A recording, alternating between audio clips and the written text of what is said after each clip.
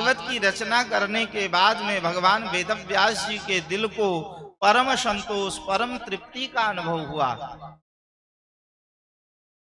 और भागवत हम आपको बताएं भगवान वेदव्यास जी की अंतिम कृति है। क्यों?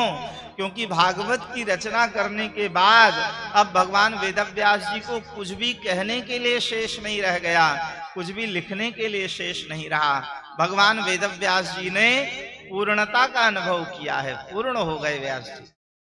लेकिन व्यास जी ने सोचा, देखो इस भागवत की रचना करने से जो शांति, जो प्रसन्नता, जो आनंद मुझे मिला है, यही शांति, यही प्रसन्नता, यही आनंद सबको मिले। क्योंकि ये संपत्ति तो ऐसी है कि बांटने से बढ़ती है। तो इस भागवत संहिता का प्रचार और प्रसार होना चाहिए।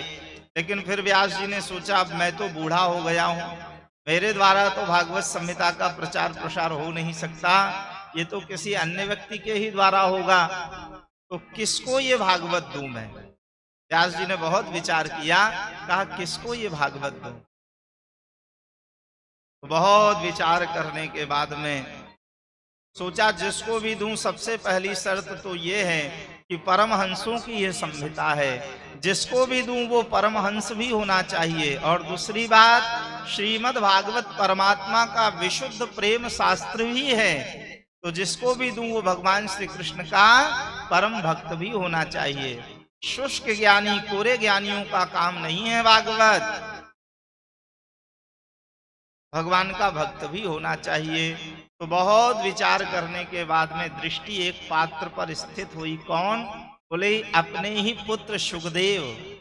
सुखदेव परमहंस भी हैं, और सुखदेव शुष्क ज्ञानी नहीं, कोरे ज्ञानी नहीं, सुखदेव तो भगवान श्री कृष्ण के परम भक्त भी हैं।